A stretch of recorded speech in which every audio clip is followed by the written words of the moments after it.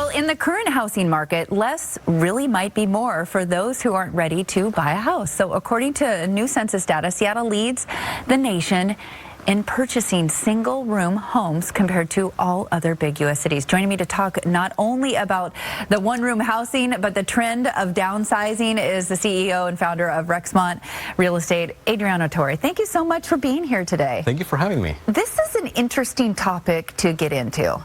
What is going on out there? Why is this trend so popular? So the biggest reason is the high cost of living, and that goes for renters and buyers.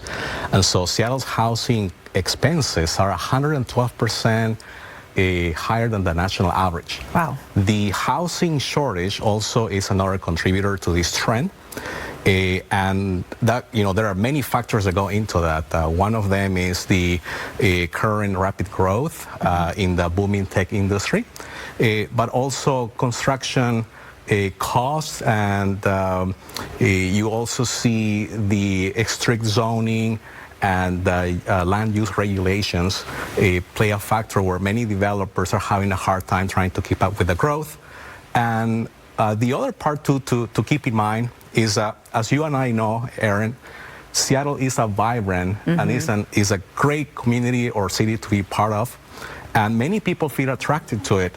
And there are many people that are willing to trade the spaces or their space or the way in which they currently live to be able to have the benefits of being closer to city living. Right. And, when you talk about that more and more, the prices of owning a home, you have to have six figures to even get into a home. More people are, moving in with parents or housing there. Who are the people that are buying these single, bedroom homes or bedroom living spaces? Yeah, so there are a variety of people right now that are opting in because it's a practical, price-conscious solution.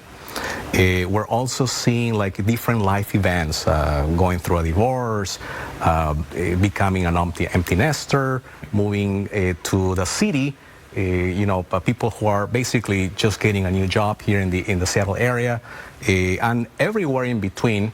There is a growing trend in the demographics where you've seen more and more people choose to downsize into this single room occupancy type of housing arrangements. And then the other part too is that we've noticed is a lot of these home buyers are Gen Zers or young millennials who want to feel the emotional satisfaction of owning a place of their own. Right. And with that, also, there is little return investment for these new home buyers as well. But the opposite or the benefit part of it is more emotional because they tend to feel very good about something that they own. Do you see this trend continuing? I mean, I know a lot of people get frustrated. They come to Seattle, like you said, the Emerald City is gorgeous. You want to be here. Then you get here and it's sticker shock, right? And some people are downsizing, more like the Gen Zers, you said. But what do they really need to do to prepare themselves for this? What's out there? Do they need to just set themselves up right away to say, hey, I'm just not even going to look at any sort of property if it's a bigger home?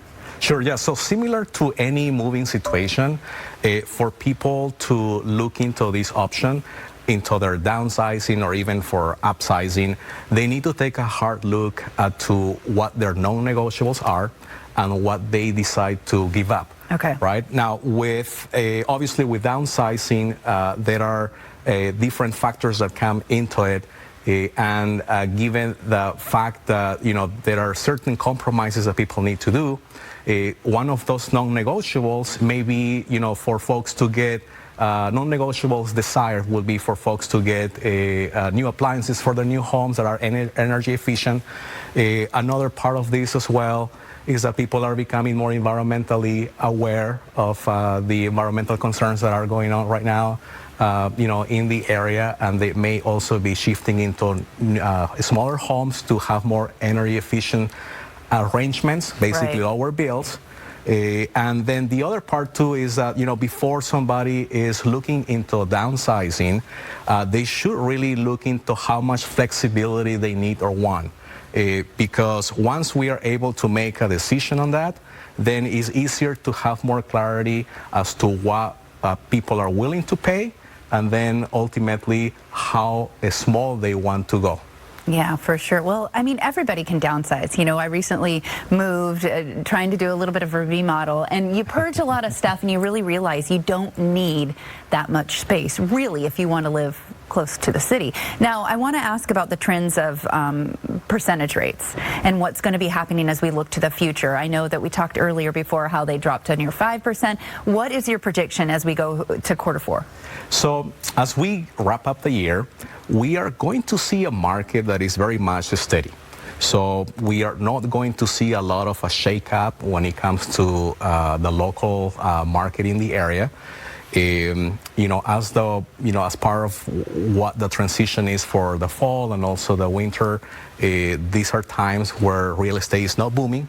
Right. And so we are going to see more or less a steady inventory.